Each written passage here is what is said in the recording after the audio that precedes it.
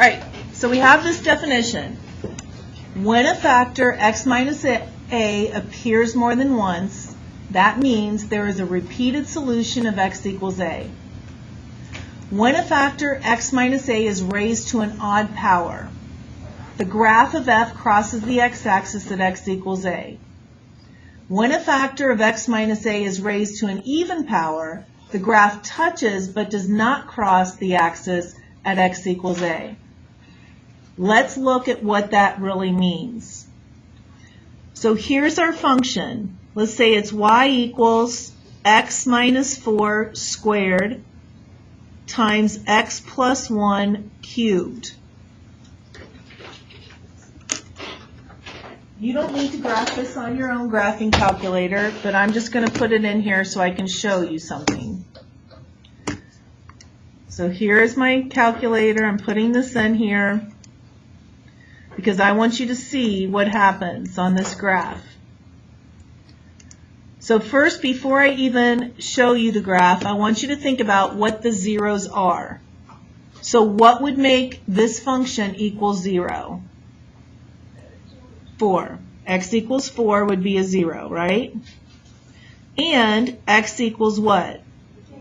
Negative 1 would be a 0. Okay?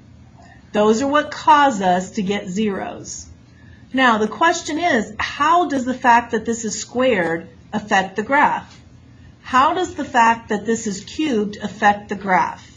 And that's what I want you to look at. Here's what the graph looks like. Can you see how here at negative 1, how it's passing through negative 1? But then what's happening down here at 4 is that it's touching 4 and then bouncing back up. So look at this. 4 is raised to what kind of power, an even or an odd? Even. So what does it say is going to happen if it's raised to an even power? The graph touches but does not cross. So did you see how that did happen? Okay. And then what about at negative 1? What's true of that factor? It's raised to what? Odd power. And let's look back there at negative 1. And what happened there at negative 1? It went through it. Okay. On your homework, they're going to ask you to graph functions. I don't even want you to graph them. All I want you to do is to say x equals 4 is a 0. And you can write it like this if you want. And like this. And without graphing it, I want you to know that because this is even, that this is just going to touch that point. It's not going to pass through it. But this one was raised to an odd, so it's going to go through it. So when it says to graph, all I want you to do is find the zeros and say, is it going to touch or is it going to go through? So if it's even, what does it do? Touch. I like to call that a bounce, but our book calls it a touch. Because you see how it kind of bounces off the axis? I like to, so you can call this a touch or a bounce, whichever one. But this, because this was odd, this is going to go completely through it. Does that make sense what that's saying now? All right. Here's our other concept that we're trying to understand in this section. How do we find possible rational roots? A rational root is just another name for a 0. It's just another name for a 0. Okay? First of all, to use this method, well, you do need to notice that f of x must be in descending order. And here's what it says. To find the possible rational roots, we have to look at the factors of the constant term, here's the constant term, divided by the factors of the leading coefficient, which is right here. All right, so we're going to do an example together. We want to find what are the possible rational roots. Remember, that just means zeros. What are the possible zeros for this function? What do I have to do first to this function? Put it in descending order. So the first thing I'm going to have to do is to rewrite this. Here's my largest term. That's my largest exponent. My next one, and my last one. So if I want to know what are the possible zeros, what are the possible rational roots, I have to look at the factors of the constant term. That's going to be what P is. So the factors of 3 are plus or minus 1 and plus or minus 3. Factors means numbers that this can be divided by. 3 can be divided by positive 1, 3 can be divided by negative 1. Now I have to divide that by Q. Q is the factors of my leading coefficient. So the factors of 2, what are they? Plus or minus 1 and plus or minus 2. So to find my possible rational roots, they're going to be, and I'm going to abbreviate possible rational roots, PRR, possible rational roots. I have to look at all these combinations. So it could be plus or minus 1 divided by 1, which is 1. It could be 1 divided by 2, which is 1/2. Can anybody tell me another possibility? Right? Plus or minus 3 would be 1. Great, Maddie. What's another one? Plus or minus 3/2, right? These are the only possible zeros. So if I had no idea what the zeros were of this, these are the only ones that are possible. So if I said, is 6 possibly a 0, what would you say? No. Is negative 1/2 possibly a 0? Negative 1/2? Yes. Yes, it is. It's a possible 0. Okay? So do you see what we're doing? All we're doing is finding what are the possible roots. What are the possible zeros? Okay? Questions on that concept? All right. Down here in this open spot, we're actually going to save that one for day 2. We're going to come over here. This is going to seem a lot easier now, because here all we're doing is we're just solving the equation. So to solve this equation, I have to think, what can I factor out of here? R, so I'm going to factor out an R. And I'm left with 36r squared minus 1. So now I've got an R. This is now the difference of 2 squares. So this can factor down into 6r plus 1 and 6r minus 1. So now I have to set this equal to 0, this equal to 0, and this equal to 0. All right, so what are our possibilities then? 0, not our possibilities, but our answers rather. What else? And that actually matches up with our possible rational roots, because the constant term here is actually 0, and the factors of 0 are anything. 0 could be anything, and then divided by the factors of this. But you don't even really have to use that for these types. All right, let's try number 2 together now.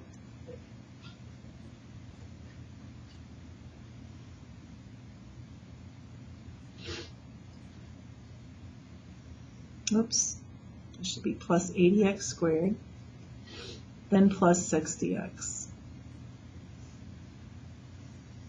All right, so what can we factor out of those? 20x. And we're left with then x squared plus 4x plus 3. And guys, we do that possible rational root without even thinking of it. See, look at this. My possible zeros are plus or minus 1, plus or minus 3, divided by plus or minus 1. You see what I mean? We really do that when we factor without even really giving it any thought. So now we have 20x, and we just look at how this is going to factor. X and x, 3 and 1, plus and plus. And so what then are our zeros going to be? 0, what else? Right. And we've got it. All right, so we're not going to take time to do all of these. I'd like you to try number 5 on your own.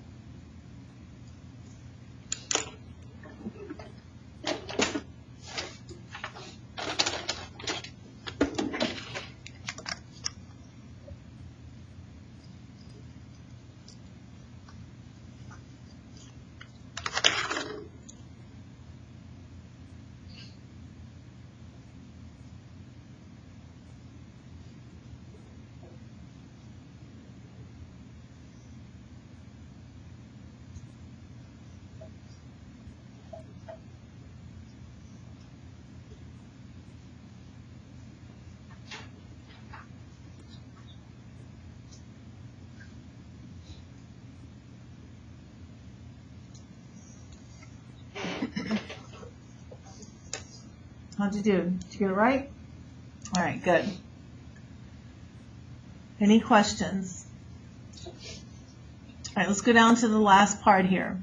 This is what your book's going to say to do. Find the zeros of the function, and they're going to say sketch a graph of the function. But instead of sketching, I just want you to state whether the graph passes through or touches each zero. Okay? So what can we factor out of here? We're trying to find zeros. What can we factor out? X squared. So then we're going to be left with x squared minus x minus 12.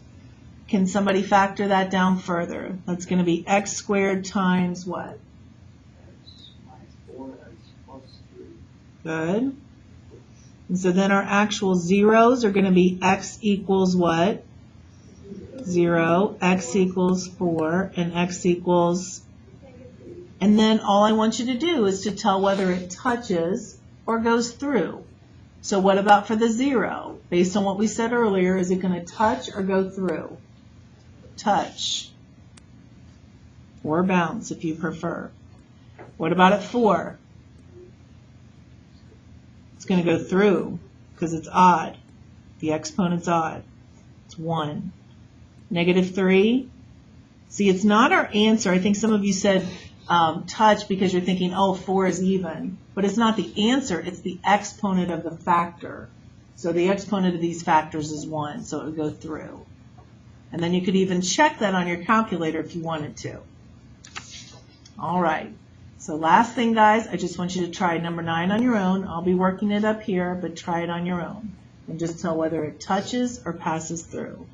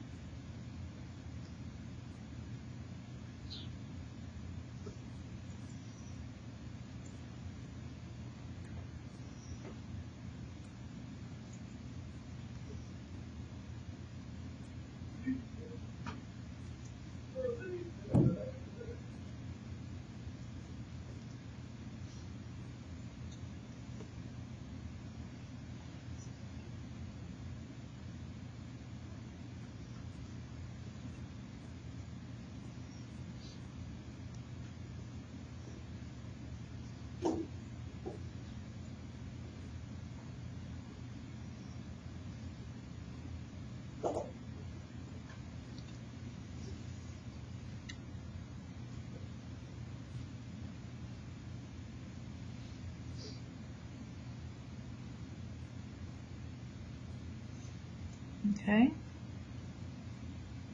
Did you guys get that? When you get this, guys, this is really a difference of 2 squares. What numbers multiply to be 6? Radical 6 and radical 6, right? Isn't radical 6 times radical 6, 6? So I can do this two ways. Here's the way I always do it. I take over the 6 and then just take the square root, and I get plus or minus. But I can also just recognize that x squared minus 6 is going to factor down into x and x, radical 6 and radical 6, and plus and minus. You can do it that way too. All right? So this is kind of a tougher section here, but I think once you start on the homework and practice it a little bit, you will be just fine. Yes, Naomi?